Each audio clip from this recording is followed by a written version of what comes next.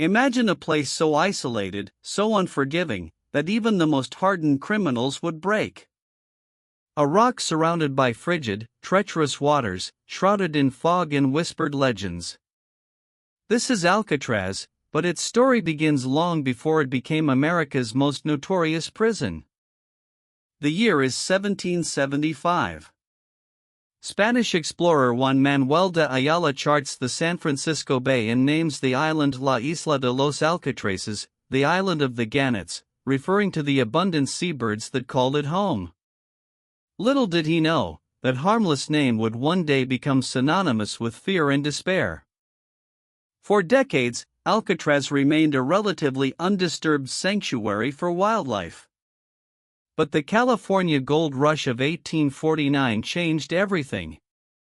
San Francisco exploded in population and strategic importance. The U.S. government recognized the need to fortify the bay against potential threats. In 1850, President Millard Fillmore signed an order designating Alcatraz Island as a military reservation. Construction of a citadel began, transforming the bird sanctuary into a formidable coastal defense. This marked the beginning of Alcatraz's long, dark transformation. The island's fate was sealed. Fort Alcatraz, completed in 1859, became the most heavily armed military installation on the West Coast. It boasted over 100 cannons, ready to defend the bay from foreign invasion. But those cannons would rarely fire in anger. A different kind of war was brewing. The Civil War erupted, and Alcatraz took on a new role. While never directly attacked, it served as a military prison, initially housing Confederate sympathizers and soldiers accused of desertion or treason. The seeds of its grim future were being sown. Conditions within the military prison were harsh, even by the standards of the time. Overcrowding, inadequate sanitation, and limited resources led to disease and despair. The isolation of the island only amplified the suffering. Escape was considered virtually impossible. Following the Civil War, Alcatraz continued to serve as a military prison, its population growing to include Native American prisoners of war. These individuals, fighting to protect their ancestral lands, were branded as criminals and banished to the Rock. Among the most notable Native American prisoners was Captain Jack, the leader of the Modoc tribe. He and several of his warriors were imprisoned on Alcatraz following the Modoc War in 1873.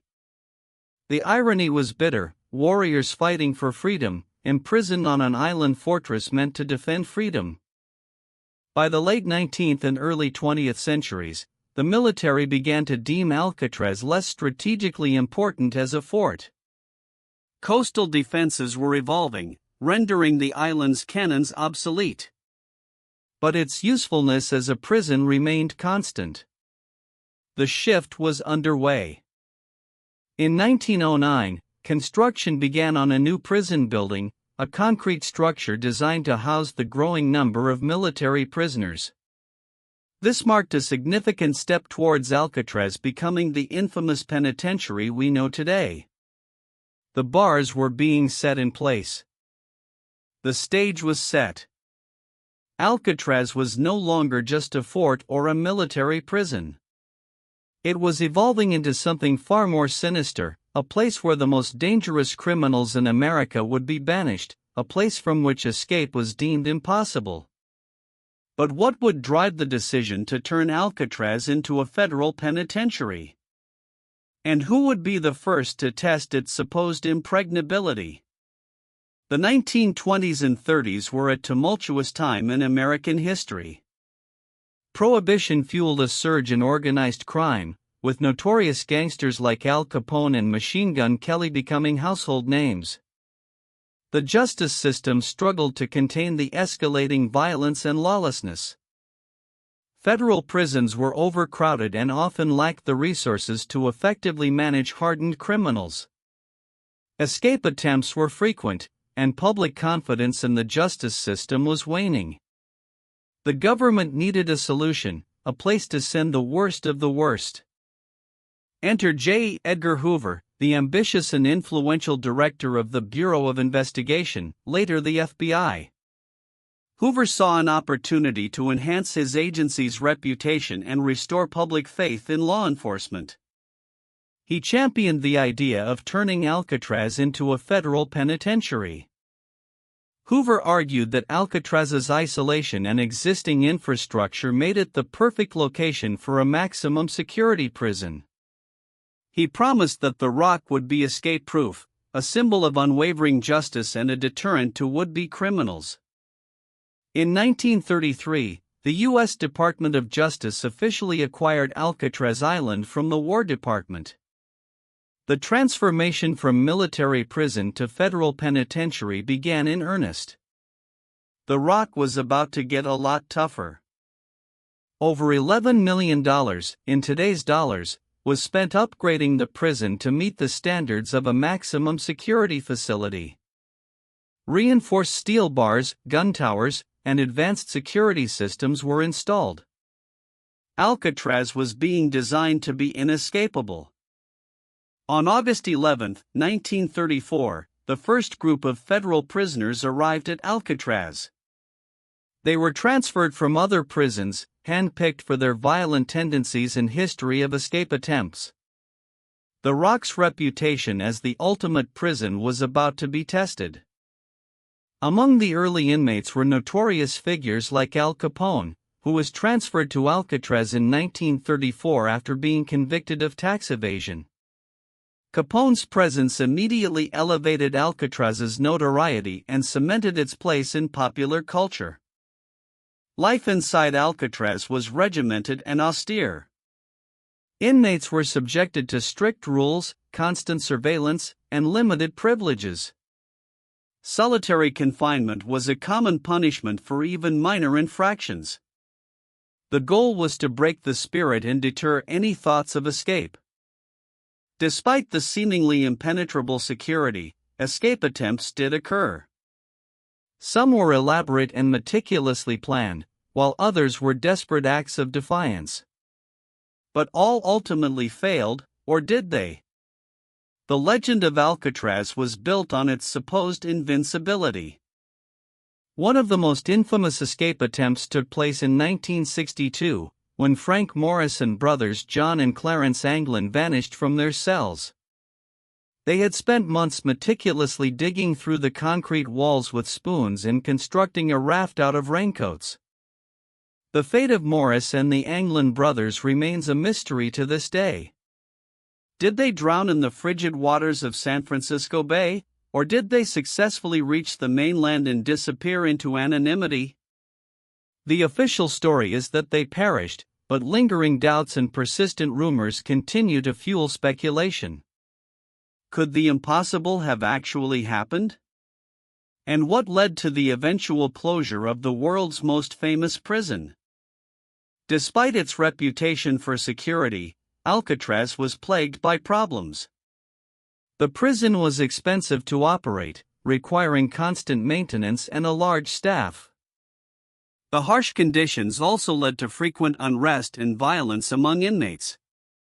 The saltwater environment caused rapid deterioration of the concrete and steel structures, requiring costly repairs. The island's remote location made it difficult and expensive to transport supplies and personnel. The financial burden was becoming unsustainable. Attorney General Robert F. Kennedy, recognizing the financial and logistical challenges, made the decision to close Alcatraz in 1963. The prison's notoriety had made it a symbol of American justice, but its inefficiency and high cost were no longer justifiable. On March 21, 1963, Alcatraz Federal Penitentiary officially closed its doors. The remaining inmates were transferred to other federal prisons. The era of the Rock as America's most feared prison was over. In the years following its closure, Alcatraz remained abandoned and decaying. The island fell into disrepair, a silent testament to its dark past. But its story was far from over. In 1972, Alcatraz was opened to the public as part of the Golden Gate National Recreation Area. Visitors flocked to the island, eager to explore the infamous prison and learn about its history. The Rock was about to be reborn as a tourist destination.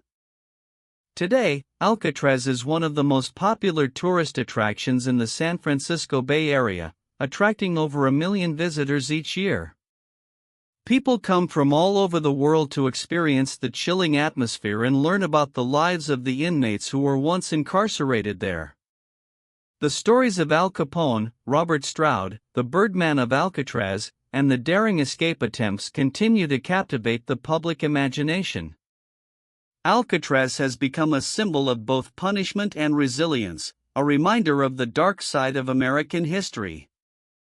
But Alcatraz is more than just a tourist attraction. It's a place of historical significance, a reminder of the evolution of the American penal system. It forces us to confront uncomfortable questions about justice, punishment, and the limits of human endurance. The Native American occupation of Alcatraz in 1969, a protest for Native American rights, is also a crucial part of the island's history. These activists sought to reclaim the island, highlighting the government's broken treaties and demanding self-determination. Alcatraz serves as a powerful symbol of injustice and resistance. By understanding its complete history, from its origins as a bird sanctuary to its role as a military prison and a federal penitentiary, and finally to its modern-day status as a historical site, we gain a deeper understanding of the complexities of American history. Alcatraz, a rock, an island, a fortress, a prison, a museum. Its story is etched in stone, a haunting reminder of our past. But perhaps the most profound question remains: what lessons can we learn from Alcatraz to build a more just and equitable future? Its walls may be silent, but its story continues to resonate. What will we choose to hear?